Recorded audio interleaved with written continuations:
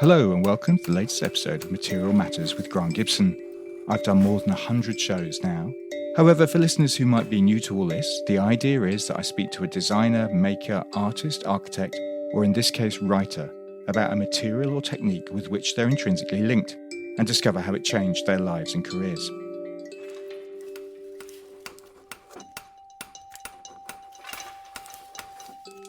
Today, I'm talking to journalist and author Ernest Scheyder. His new book, The War Below, looks at the impact of the green transition in the US, and more particularly the tensions over the increasing need to mine for metals such as lithium, copper and rare earths to decarbonise the grid and power electric vehicles as well as a plethora of other devices, against the nation's desire to conserve the environment. The book illustrates how these materials affect geopolitics and the urge for energy security, inform the national debate and impact at a very, very local level. It also suggests that the desire to become more sustainable is anything but straightforward. Ernest, thanks very much for doing this. How are you, by the way? It's great to be with you, Grant. Doing well. Good. I mean, in the first instance, it would be good to know a little about you. You're a senior correspondent for Reuters, but when did the green energy transition become your beat and why?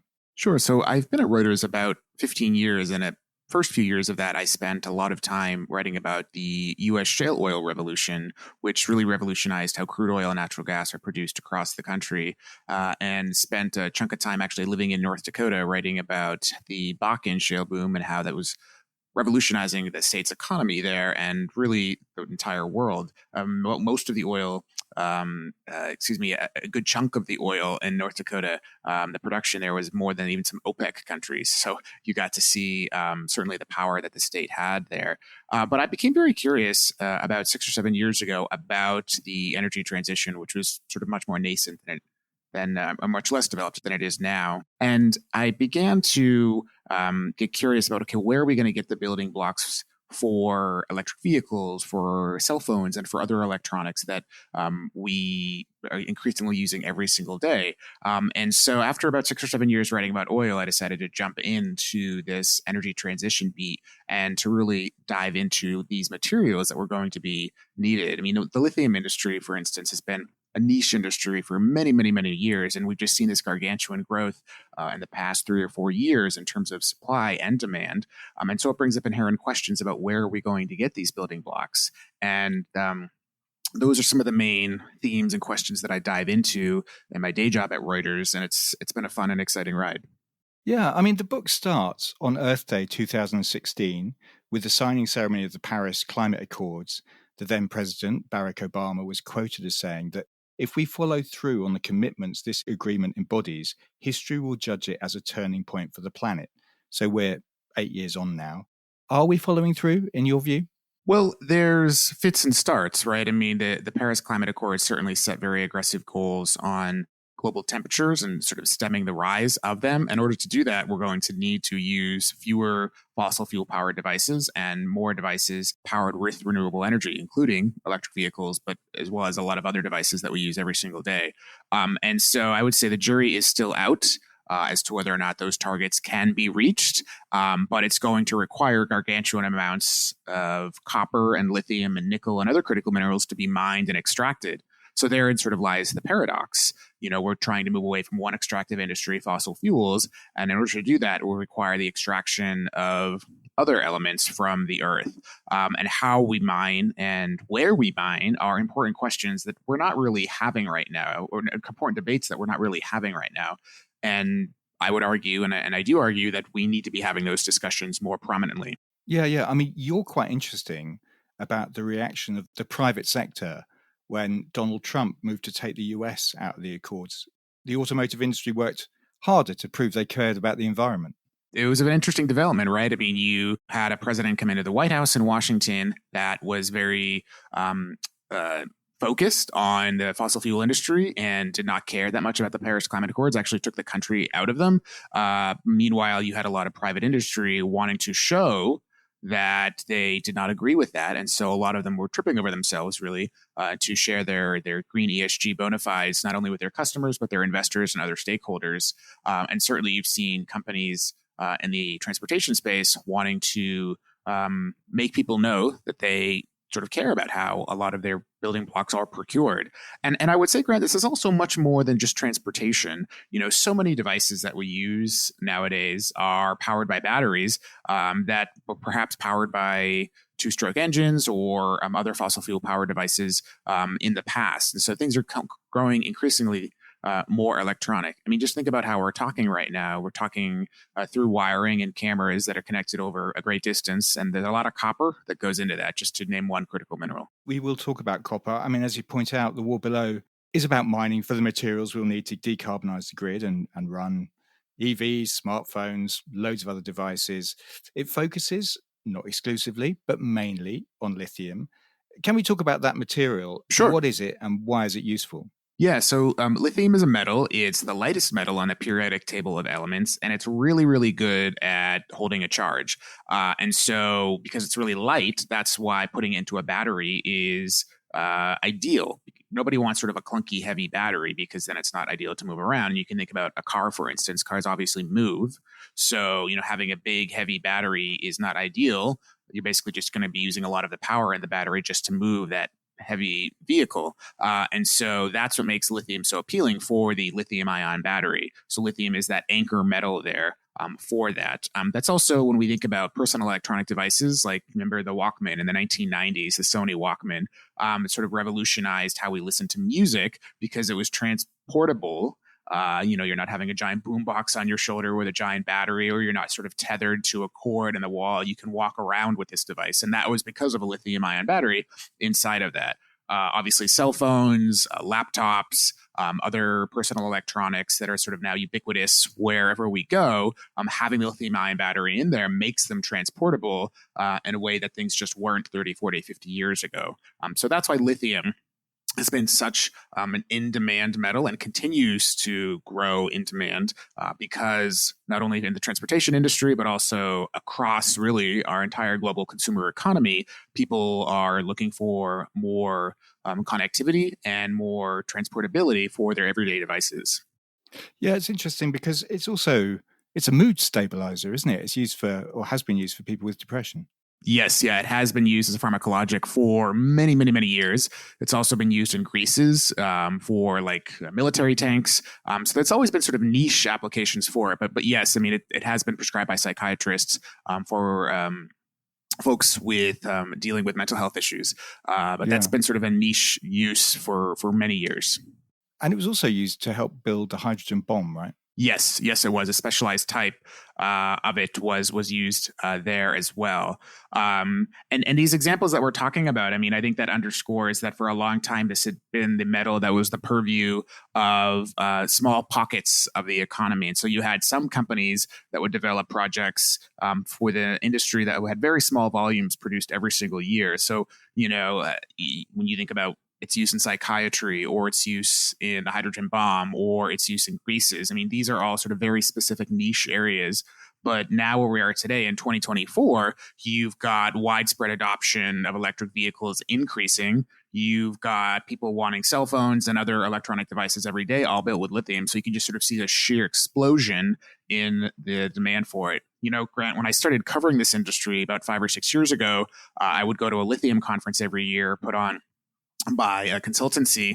And at the time, it had about 100 people that attended. This was growing, but still very focused industry. I went last year, 1,200 people showed up, including some of the biggest companies in the world, like ExxonMobil, which are getting into lithium now. So I think that short time span just shows the sheer increase in this space. What is the history of the batteries? Because the technology has been with us for some time, right? Lithium-ion batteries were invented way back in 1977. Yes, yeah. Initial versions of it were invented then, and they've been, different manufacturers have been focused on making them better ever since.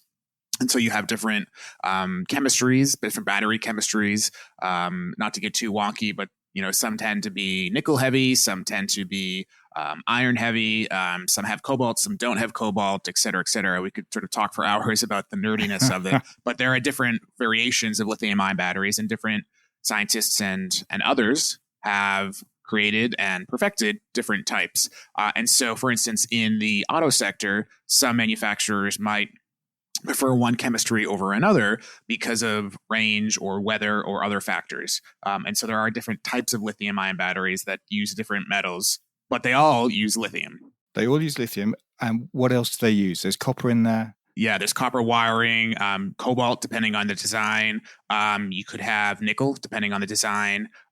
You could have plastics, certainly, in there. And there's several types of lithium. And graphite is the biggest metal by volume in a lithium-ion battery. It's used to make the anode. So there's a cathode and an anode in a battery. And those are sort of the main metals that are inside a lithium-ion battery, depending, again, on design. So the issue for these car and gadget manufacturers is that these metals, by and large, aren't being mined in the US or indeed in Europe. So where are these materials coming from? Sure. The biggest extraction point for lithium right now is Chile in South America and Australia, specifically Western Australia. There are other places certainly that mine lithium, but those are the two main production hubs right now in the world. After that lithium is taken out of the ground, much of it is processed in China right now, though, because China has really cornered the market on processing many critical minerals, including lithium. And part of that is because many of the world's electric vehicles are made in China right now. And so they have also cornered that market as well. So it's a bit of a verticalization that's been going on there. Now, there are some movements to increase lithium processing in Chile and Western Australia. And I should say in the United States, there's huge movements to develop lithium mines, and they've been facing various degrees of opposition that I chronicle in The War Below in the book. And there's also been efforts to increase processing of lithium in the United States and in Europe. But Chile and Australia are the biggest. For copper, Chile is also a huge copper producer, largest copper producer in the world. Peru is another big copper producer. Parts of Africa, including the Democratic Republic of Congo and Zambia, are also large copper producers. And speaking of the DRC, it is also the world's largest cobalt producer. And cobalt is a key metal, as we were mentioning earlier, that is essential in some lithium-ion batteries, again, depending on design. Yeah, we'll get onto cobalt in a sec, but I'm kind of interested to know, do you think there's a form of economic colonialism going on here, where nations such as the US and the UK don't want mines in their backyards, but they're perfectly happy to exploit the resources of other less well-off states? I mean, there's a nice quote in your book from Jim Boyer, who is the author of the Irresponsible Pursuit for Paradise, who writes about how wealthy nations, and I'm going to quote here, smugly enjoy levels of consumption with minimal exposure to the environmental impacts of that consumption. So there's definitely a desire to find more sources elsewhere in the world on a host of countries. So China and the United States are the two main ones right now. There is part of a realization that not every country has every single metal or mineral inside its borders, and so it's going to have to look elsewhere. I do think, though, that increasingly everyday consumers, everyday citizens are realizing that very, very long supply chains are perhaps not the best in order to get access to the building blocks for everyday life. And I think this came out of the pandemic, actually. You know, it was a little more than 4 years ago this month, Grant, that the world discovered that the United States and many countries in the West did not produce any masks. That was, that really essential piece of medical equipment that so many of us wore for several years, really, during the height of the pandemic. And that surprised people. They said, how could a mask not be made in the US or other countries in the West? And that was just because supply chains had gotten really, really long and globalization had taken over. So what I think you're going to start to see, especially in the critical mineral space, is more of a regionalization. We're certainly seeing this with the U.S. Inflation Reduction Act, which encourages through tax credits the production of critical minerals inside the United States, as well as countries with U.S. free trade deals. And that does include Chile and Australia, to use the examples we were just discussing. But in terms of charges of economic colonialism, we are starting to see a pushback from host governments across the world. And they're saying, hey, we do have these critical minerals in our borders. We increasingly do not want to just dig rocks out of the ground and export them to someplace else so they can be turned into Teslas. We want to have that battery production and that electric vehicle production here within our own borders. So a great example is Bolivia.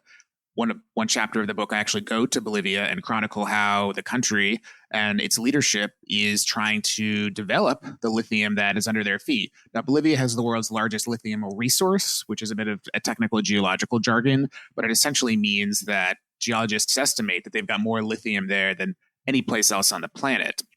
And it's not been largely developed. So if you could develop it and use that as a huge economic tool, that would be a huge benefit to Bolivia's economy. But there's no battery production in the country right now. There's no large-scale lithium processing right now. There's no electric vehicle production in the country right now. And so these are the long-term goals for the country. In fact, Bolivia has even said they want to form a kind of lithium OPEC along with other countries in South America and Mexico. Right. But they definitely don't want the US involved, do they? They're rather happier to have China. Yeah, they do not want the US involved. They do have some investments with China. And so there's an example where you've got a host country, a host government saying that they're pushing back against this idea that some might call economic colonialism and saying we want to be the masters of our own ship. We want to use the resources within our own borders to help not just produce a mining industry, but an entire manufacturing supply chain. And so we're starting to see that more and more across the country. And I think that's part of this regionalization trend that came out of the pandemic. Right. I mean, as you point out in your introduction, China comes up again and again in your book, I must say. And as you point out in your introduction, China had built or was building 148 of the world's 200 lithium-ion battery gigafactories. Europe had 21, the US has 11. It costs considerably less, as you pointed out, to build an EV in China than the US and Europe. It has a stranglehold on rare earths, a group of 17 metals found on the periodic table that are difficult to produce. They're metals that are used, for example, by the US military to create missile tracking systems. It also has a stake in a US mine called Mountain Pass in California. So it seems to me that fundamentally the next century belongs to China, doesn't it? It has the ability to dictate market price, seemingly. I mean, your book is charting the end of US hegemony, is it not? Well, what I would say is that China has very shrewdly, over the past 20 or 30 or 40 years, realized that these critical minerals and control of them are economic weapons. And I do lay out the case very methodically in the book that Beijing has taken these steps. And so whoever controls the production of lithium, copper, cobalt, and nickel and rare earths will control the 21st century economy. And the main argument that I'm bringing to the reader here is that we need to be having a discussion about where, how, and why we want to be getting these building blocks. We can't put our heads in the sand anymore and just pretend we don't care about where they come from, because it does matter where they come from. And if they come from one country that is willing to use its control as an economic weapon, are we comfortable with that? And China already has taken steps. You know, in 2010, it blocked exports of rare earths to Japan for a short period of time. And that caused alarm bells to go off in Tokyo, as well as in Washington. More recently, we've seen China start to curb exports of graphite, a key mineral used in electric vehicle batteries that we were just discussing, as well as technology for rare earths processing. Because they have now become the world's largest processor of rare earths, they don't want that technology exported elsewhere for obvious reasons. So now they're not going to export it. And so that has really woken up the world, I think, to this idea that having just one part of the world supply so many essential ingredients for the energy transition is perhaps not the smartest thing. Again, back to the mask example, you know, people were sort of shocked medical masks for the pandemic sort of primarily came from one country. What did we see as a result of that? We started to see more people say, okay, we should be producing more of them elsewhere. And so this is the conversation that we need to be having, especially as this energy transition takes off. And I argue strongly in the book that we did not have this discussion broadly as citizens of the world 100, 150 years ago when the petroleum-based economy took off. And what did we get out of that? We got several armed conflicts related to oil. We got climate change. We got OPEC, which, you know, a cartel that controls, you know, more than a third of the world's oil production. And if we don't have these discussions now, we're going to have to be comfortable with maybe some of the same mistakes being made. You know, I have a part of the book where I talk about some concerns from some industry analysts that we could have wars related to copper, which just sounds sort of crazy when we think about it, but there's been wars related to oil. So could we see wars in the future related to copper access, copper supply? And this is a worry that some leading industry analysts have put forward. And I think it helps crystallize the issue for why we need to be having a broader discussion. And I really hope the book is part of this ongoing dialogue that we need to be continuing to have. Yeah, I mean, I'm sure it will be. I mean, one of the fascinating things is a kind of pop culture reference you make, that this issue was spotted by the makers of Call of Duty Black Ops 2 Yes. back in 2012, in which it explored a scenario where Russia's new power was the cause of a war in Africa. Yes, there's always a video game reference, right? There's always a video game reference. But yeah, that shows how much this idea is sort of slowly getting into the popular zeitgeist and being part of the entertainment industry. There was an Oscar-nominated movie called Don't Look Up. That was a bit of a satire that also did a spoof related to rare earths as part of its core plot line. And so these are just two examples right there of how this is getting more and more attention out there. But I would argue that we're not broadly debating it, and I think we should be. Also, Russia is moving in on rare earths too. It's investing $1.5 billion on 11 projects. So are we not, in a green arms race fundamentally? I would say that, yes, there's a huge push by countries across the globe to find more of these building blocks. And by definition, there's only a finite amount of them. So, if you're not producing more of them within your own borders, if you can, then you're going to have to jockey on the world stage for access to them. That's just the reality of it. Yeah. I mean, can we talk a little bit about mining itself? I've been down a coal mine, a clay pit over the years, and they are brutal, disorientating, tough places. You write early on in the book that, and I'm going to quote, mining does not have the best reputation. There's a reason for that. Well, there's no way around the fact that mines are holes in the ground. That's literally what they are. They're designed to move tons of rock and dirt and take out the metals and minerals that are inside. Often the percentages can be in the 1% or lower. And so you have a lot of waste rock that you have to do something with at the end of the production process. And if you're an open pit mine, you basically change the landscape for generations. And there's just no way around that, right? Think about oil and gas. Not to be too elementary, but you put a straw on the ground basically with an oil or gas production facility. It's obviously not a straw on the ground, but it's the physical insertion into the earth is sort of basically a pipe that taps an underground oil or gas deposit. Certainly with mining, you have much more earth being moved. You need to use a lot of dynamite to break apart that rock. You need huge crushing facilities to process it. You use a lot of chemicals in the flotation and frothing process to actually get the metals out of that rock. And depending on which metal you're actually trying to take, the production can be very different. And so you're not just sort of having one main processing facility like an oil refinery. Now you could have many different ways to process. You do have many different ways to process these critical minerals. And so the production chain is just vastly different. And unfortunately, the mining industry has had some horrible accidents throughout history, including one I discuss in detail in the book in Brazil a few years ago when a giant tailings dam, which stores the waste rock, it basically just collapsed in Brazil.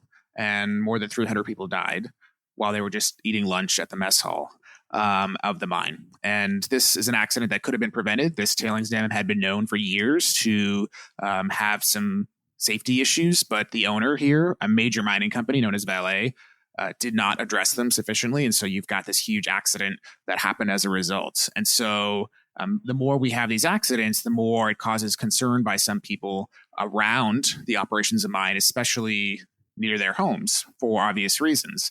And so, but therein sort of lies the paradox. In order to go green, we're going to need to have more of these mines. So we need to be having a discussion about, okay, what are the safety practices that we actually demand of the mining industry? And where do we want mines? Where do we not want mines? And what are the expectations for our mining industries moving forward? Yeah, I liked your description of mining as being in a perpetual state of decline. You described it as. What did you mean by that? Well, certainly the more you dig copper out of a copper mine, for instance, eventually that copper is going to run dry. So you're going to need to either dig deeper or you're going to need to find a new deposit elsewhere. And so that's why you constantly have mining companies, for instance, sending geologists out into the field and basically poking around to see if they can either expand an existing mine or perhaps there's another deposit elsewhere. You've also seen large acquisitions related to copper or attempted acquisitions. A great example is we saw BHP, the world's largest mining company, earlier this year go after Anglo American to try to buy it because of copper, basically. it's harder to dig a new mine than it is to buy a rival who is already producing copper. So it makes a lot of sense to go buy it. Now, as we sit here today, BHP's offer was not accepted by Anglo, and so that deal is basically not happening for right now. Let's see what happens in the future. But that's one recent example of a major M&A deal that was attempted here, and it was all about copper. You obviously wrote about fracking for years. So I'm intrigued, what are the similarities and the differences between the two industries? I mean, you mentioned early on, there's a different dress code, and there are a couple of executives you talk to who see it as a kind of a legacy to their grandchildren in terms of the lithium mining industry. Yeah, the main narrative spine of the book is the story of the Rhyolite Ridge lithium project in Nevada. And this is the home of a rare flower found nowhere else on the planet. And so the tension from the beginning of the book is what matters more, this flower or the lithium that's underneath it. And because this flower loves this lithium-rich soil, it brings up questions of what should the production process look like? And if this lithium was developed, would this flower go extinct? And if we did nothing to address climate change, wouldn't the flower go extinct anyhow? And the executive that's trying to develop this lithium project, you get to meet him during the course of the book. His name is James Calloway. And he comes from a family that is steeped in the oil culture. His middle name is Derrick, as in an oil derrick. And his dad was in the oil industry. He himself was in the oil industry. But he moved out of that, and now he is trying to develop a lithium project because he sees it as his way of leaving the planet cleaner for his children and grandchildren than the one that he found. So there's almost a calling from him beyond sort of a career to get this mine developed. And so you sort of, over the course of the book, learn what makes him tick and learn about his background. And then you see his foil in this gentleman at a conservation group that is defending the flower at all costs. That says, if we let this flower go extinct, what's next? Is it a tree? Is it an animal? Is it something else? Is the loss of any one species acceptable on our quest to fight climate change? And isn't biodiversity just as important as climate change? So you get to meet these two individuals during the course of the book. They are the narrative spine of the book. They take up 3 chapters, 3.5 chapters of the entire book, because I really wanted their story to personify this tension, both in industry and elsewhere, for the reader to actually have to dive into. I hope you're enjoying the show. This is just to let you know that the Material Matters Fair returns to Barge House, Oxo Tower Wharf this September from the 18th to 21st. We've signed up an array of fascinating exhibitors already, including Biotech's Future, a project on future fibres led by Adidas and RWTH Aachen University. Hydro will be there with its Circal 100R aluminium pieces made entirely from recycled post-consumer scrap. And AHEC will be showing its latest experiments with American maple. We're also working with leading architect T.P. Bennett and the furniture practice on a special project that looks at the material stories of our leading furniture manufacturers. But there are still some spaces remaining. Keen to exhibit? Do drop me a line at hello@materialmatters.design. That's hello@materialmatters.design. Also, if your brand is looking to reach the design world, there are a plethora of sponsorship opportunities. My partner William Knight and I would be delighted to hear from you. Can we divert for a moment and talk about leaf blowers? Sure. One of my favorite topics. Yeah. Well, there's a chapter devoted to them. And as you point out in your book, your average petrol-powered blower coughs out more pollutants than a Ford pickup truck, which is fairly remarkable. Isn't it? It's crazy. I mean, that's a 2-stroke engine, right? I guess that's Yes. the point of that. Yeah. Why is a 2-stroke engine so dirty? I'll take a step back here and grant and say that while leaf blowers might seem a whimsy inclusion into the book, it was actually a conscious choice as the author here to include it, because as I started writing the book, I realized that this issue is about so much more than transportation. Not everybody owns an electric vehicle. Not everybody aspires to own an electric vehicle. They're not, in the United States, completely as widespread as some might hope they are, but I think they're slowly getting there. But I wanted the reader to actually realize that this issue, these broad questions that we have to be grappling with that we've been discussing here on the podcast, actually about so much more than electric vehicles. And so a few years ago, I got a house and I decided to do all this outdoor lawn care myself, sort of very American, macho. I can do this myself. Surrounded by trees, presumably, I'm guessing. Yes. Yeah. Lots of trees. And as part of that, I said, okay, maybe I'll get a leaf blower. But I had a very good friend who was saying leaf blowers are just horrible for the environment, and explained to me a lot about two-stroke engines and how they spew out a lot of these noxious fumes. And the reason that they're so bad for the planet is because you don't have a filter on a two-stroke engine, and you basically mix gasoline with oil to power that leaf blower. And so a lot of the pollutants are just sort of strewn off into the atmosphere. So you actually have a lot of governments across the world phasing them out or banning them entirely. The city of Washington, D.C. has banned them. The state of California in the United States is phasing them out. Those are just two examples. Others across the world are doing them.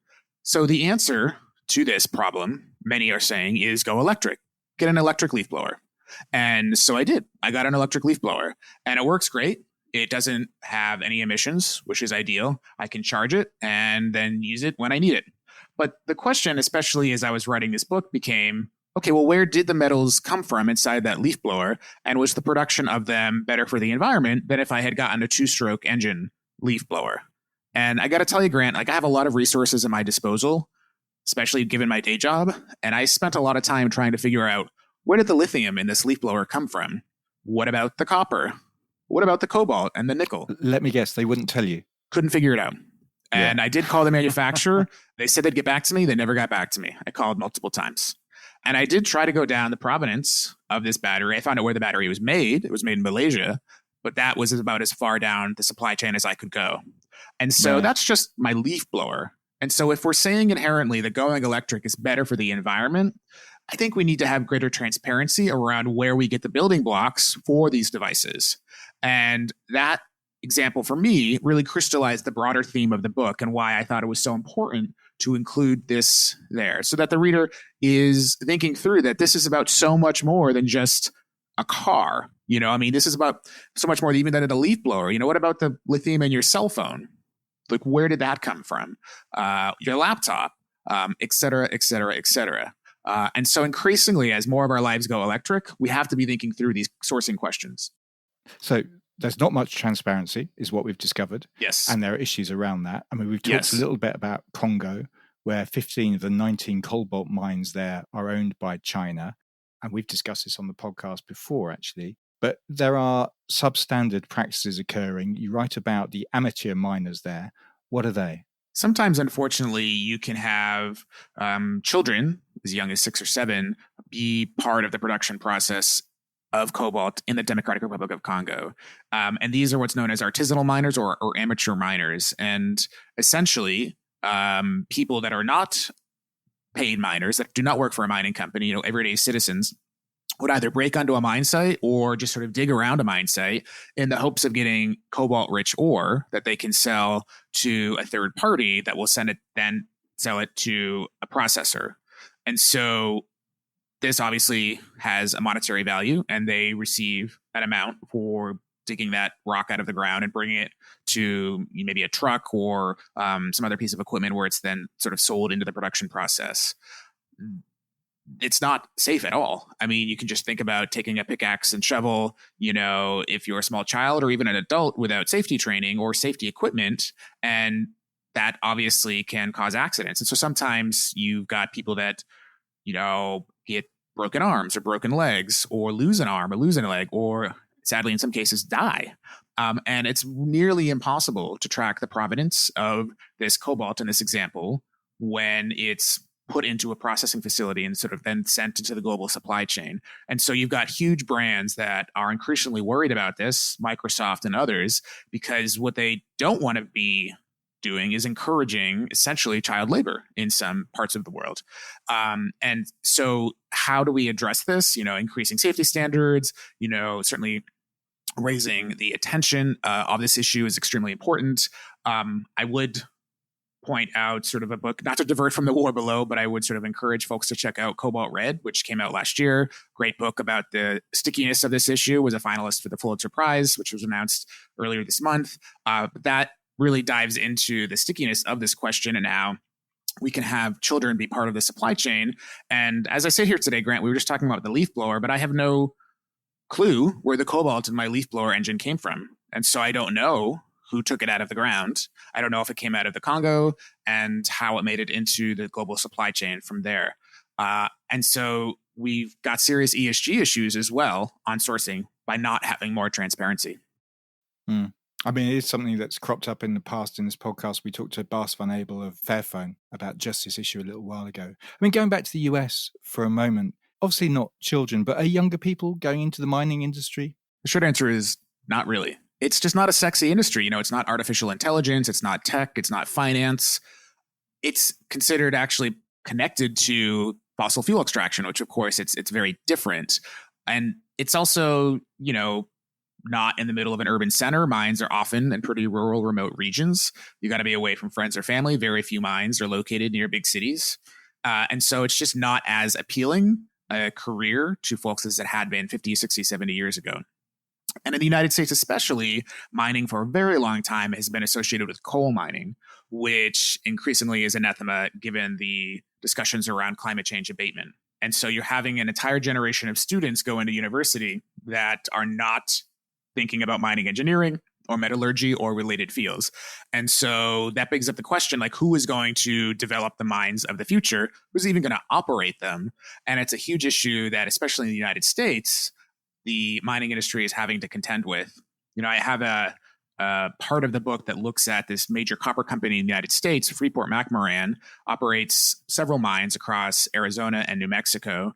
And in 2022 and 2023, its production of copper actually decreased in the United States, not because of weather or other issues, but because they just didn't have enough people. Oh, that's interesting. Which is mind-boggling. Yeah. Mind-boggling to think about that they actually couldn't produce as much copper as they would have otherwise because they just didn't have the person power. And I think that crystallizes the issue. And it's unique in a way to the United States and other Western countries. Freeport, in this example, is not having the same issue, say, in Peru or in Chile or in Indonesia, where it also has mines. But in the United States and in many Western countries, it's just not considered as sexy an industry as others are. And that's also another structural issue. We've got to be having the talents in order to operate these facilities. And I tell every young person that has any interest in engineering, you know, if you are at all curious in even the slightest bit about mining, you know, talk to a mining engineering professor, because many of them actually are handing out scholarships because they're hungry for students. Very interesting. So look, we've got an overview of where the West, but particularly the US, sits on these issues around the green transition. Then you get into specifics, some of the reasons for the tensions between mining companies and the people who are fighting them. And you've talked about Rhyolite Ridge in Nevada in some detail already. You also have a look at a copper mine in Arizona. We talked about copper a little bit, but there is this wonderful fact, which I've got to share with listeners, that the average 747 jetliner from Boeing contains 135 miles of copper wiring. Isn't that amazing? It's going to be a material that's absolutely vital to our contemporary lives. As you point out, in 2022, annual copper consumption was 25 million tons.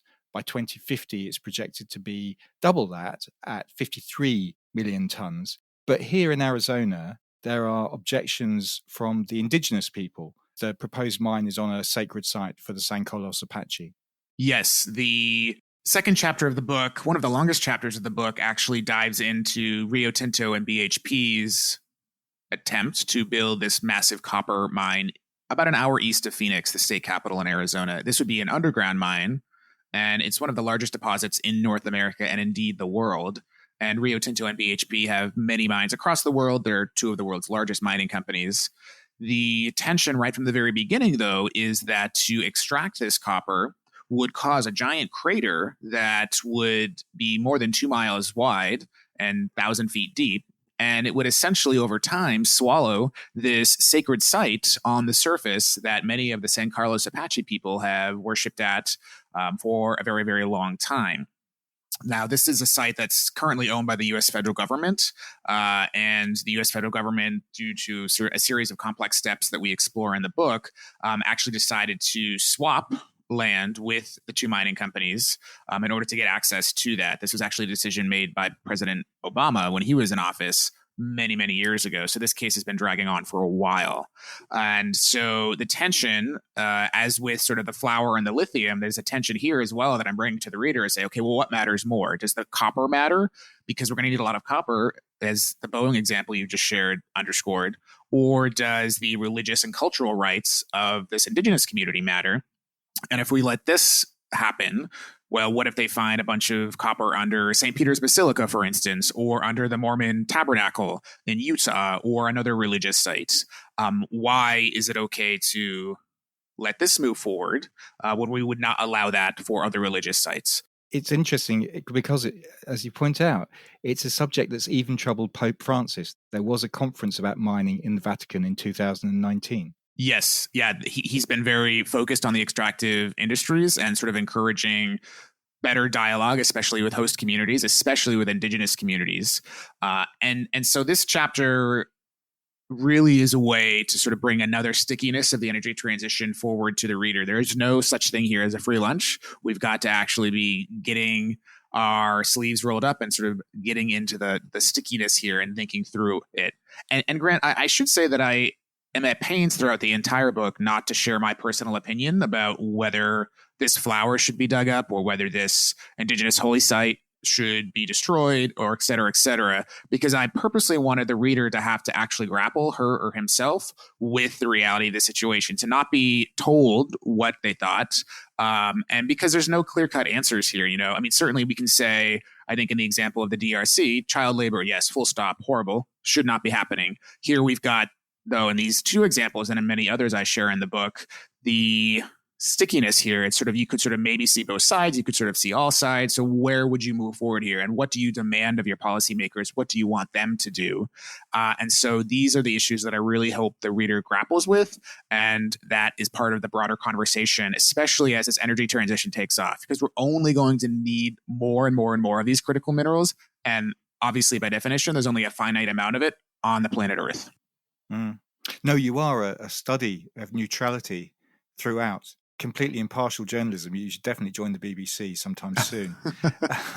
For all these issues that you've just been talking about, mining companies are interested in mining in the US again. Yes. I mean, broadly speaking, Trump was, and I guess still is, pro-mining. He did propose buying Greenland at one point, right? He did. That did not take off. I'm kind of interested because, I mean, you are impartial and you make criticisms of all the presidents throughout the book. I guess because he's in power at the moment, you are critical of Joe Biden, who it seems wants to play both sides. Obviously, he's pro the green transition, as you've already pointed out with some of his policies. You also say that during the election, the last election, he let the mining industry know he was on their side, but then, when in power, hasn't been the supporter he led them to believe. You describe his approach as dualistic. You even outline moments where government departments are butting up against each other. Yes, it's sending a confusing signal to not only industry, but everyday consumers, and I would also say conservationists, environmentalists. We were discussing Rhyolite Ridge earlier, Grant, and talking about this rare flower. And so you get to discover over the course of the book an attempt by this conservation group to have this flower declared endangered. Meanwhile, another part of the U.S. federal government is deciding whether or not to lend this company more than $700 million US in order to develop this mine. Now, how do both of those things happen? How do you declare the flower endangered, but then also decide to lend the company money? And if they both do happen, can they live in harmony with each other? I mean, that's lack of leadership, though, is it not? It's confusing is what it is, and it sends different messages to different people. And another example, we were discussing the copper project in Arizona that is opposed by this indigenous group. So President Trump had approved this copper mine, and then President Biden unapproved it. But meanwhile, there's a court case that's been dragging on for several years now, and President Biden's attorneys, that is government attorneys that work for President Biden, are defending the government's right to give this land away to the copper mining company, even though President Biden has put the copper mine on hold. So it seems very confusing what the unified approach is. Meanwhile, just taking a step back, we do know that there's been a huge push by the government in Washington to increase our use of renewable energy. And that just requires more critical minerals. There's no way around it. And so it's still very confusing how you even get a mine permit in the United States. It's a very long, drawn out, myopic process. Well, one mining company, Twin Metals, said the Yes. US was, and here I quote, no longer considered to have a stable regulatory climate. Yeah, very pointed, specific words that were obviously not chosen by accident. And that was from a senior executive of the company. It was delivered in front of a U.S. Senate hearing. And ironically, the same day that that testimony was given, President Biden invoked what's known as the Defense Production Act, which is a World War II era piece of legislation that a president can use to increase the production of certain pieces of equipment in order to help a cause of national interest. And he invoked the DPA to increase critical minerals production in the United States. Therein lies sort of the paradox that happened on the same exact day. And so that's why I felt it was strongly important to include that in the book. You also point out that lithium mining has caused splits in the environmental movement itself. I mean, you talk about deep green resistance, which wants to phase out all vehicles and technology that contribute to emissions. But as you point out, there are others in the movement that support, say, Thacker's Pass, a lithium project in Nevada.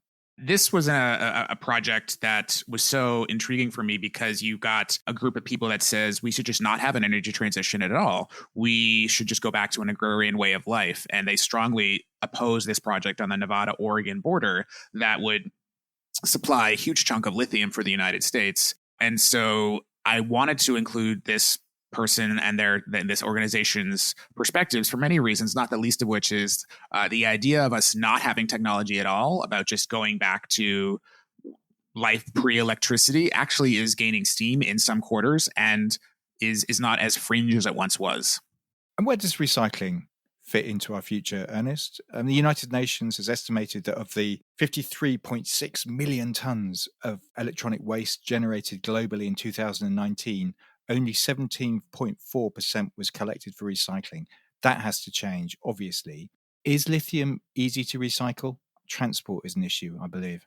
Yes, the chapter of the book that I focus on recycling actually talks a lot about transportation, which is not what you would think of as being a main structural impediment to recycling, but it actually is the biggest one, because think about a battery by definition. Even if it's an old battery, it's got a little bit of charge in it, even if it's just 1 or 2%. And then if you've got thousands of batteries sort of sitting in, say, like a rail car that are being transported to a processing facility, it would just take one of them to explode, and then you sort of have a chain reaction. And so transportation is a huge issue. So we need to be building more of these processing facilities in order to decrease the risk from transportation. And so we discover the history of a company known as Li-Cycle, as well as Redwood Materials in this chapter, and sort of their different approaches to recycling and their goal to get to what's known as a circular economy. This idea that at some point, we don't know when that'll be, but we'll not need any more mines at all. We'll be able to recycle all of the existing equipment that we have out there and reuse the metals inside of them to build new equipment. Companies like Apple, which I discuss in the book, are making huge progress here, but it's obviously going to take a very, very long time, and we're going to need mines for the foreseeable future. Yeah, and when you went to Apple and saw a machine called Daisy tearing phones to pieces. Yeah, so this is a robot that Apple built that takes old iPhones and breaks them apart into their component parts so that each of those parts can be recycled. So think of the screen, which is basically obviously a giant piece of glass. You've got the battery inside. You've got this thing known as a haptic monitor, which actually vibrates the phone. There's a lot of rare earths inside there. And so I was able to get access to this facility right outside Austin. A lot of cajoling on my part to let Apple let me inside. But it was fascinating to see, and is part of the broader conversation around recycling that I thought was so important to include in the book, because how we think about designing products, I think, is going to be increasingly important, because obviously that means that we are thinking about how to tear them apart at end of life. And so this has to be part of the broader conversation as well, around how we think about recycling. I mean, I'm sure, Grant, you're guilty of this. I will admit I am too. I've got a drawer full of old cell phones, and there's a lot of obviously critical minerals inside there that need to be recycled. And so just think about all these other electronic gadgets and gizmos that we all have sitting in our closets that need to be recycled. And so I think that underscores that so much of the supply of critical minerals actually is not sitting in a mine, it's sitting in our houses. Our time is nearly up, Ernest, but I am keen to push you a little bit, because as you've pointed out, you have been incredibly impartial throughout the book, but presumably you must have a few thoughts on the subject of your own. Should the US be mining more, and are there places it should never consider mining? The main argument that I make here, and I sort of take the reader by the shoulders and sort of really shake them, is to say we can't put our heads in the sand anymore. We've got to be collectively arguing where we want to mine or where we don't want to mine or how we want to mine. What are the standards by which we would allow mining? And so that's the key argument that I'm making here. The era of just sort of being blindly ignorant to these complicated issues is over. And we know that there are countries that are willing to use their control of these critical minerals as economic weapons. So we can't be blind to that either. And so the main core argument of the book here is that we've got to be making these choices. Choice is the main theme here. And so I argue strongly that we have to be collectively weighing the risks on all sides, deciding, do we want more mining in the West? Do we not? What does it look like if we let other places in the world mine and use them as economic weapons? Are we comfortable with that? Are we comfortable with the low standards that some other parts of the world do use to produce these critical minerals in order to get into our cell phones and our laptops, et cetera? We're not at all having those discussions, and I argue that we really, really must be having those debates. Is democracy up to this, do you think? Can it cope with an issue of this scale? Well, I certainly hope so. I think it's an extremely important issue, and democracy is designed to encourage a free debate of ideas, and I think we need to be debating that. And I'm really thankful that The War Below is hopefully, being part of that conversation. Ernest, thank you so much. It's an absolutely fascinating read. Thoroughly enjoyed it. Thoroughly enjoyed meeting you. And I hope it sells loads and loads and we open up a whole new debate. Thanks for your time, Grant. Appreciated it. It's a pleasure. The War Below, Lithium, Copper and the Global Battle to Power Our Lives by Ernest Scheyder is published by Ataka Press and is available to buy right now. As ever, to find the other podcasts I've done and to sign up to our newsletter, go to materialmatters.design. And there are images relating to the interviews on our Instagram page, which is also materialmatters.design. Finally, this is really important too. If you've enjoyed listening and want to see this podcast flourish, then please rate and review on Apple Podcasts or wherever you listen to us from. And it would make me incredibly happy if you went to my Patreon page and made a pledge at patreon.com/materialmatters. For as little as £2.50 a month, you can receive an invite to various Material Matters events, as well as getting access to each episode before it's published to the wider world. Material Matters is a completely independent concern, and any help you can offer would be hugely appreciated.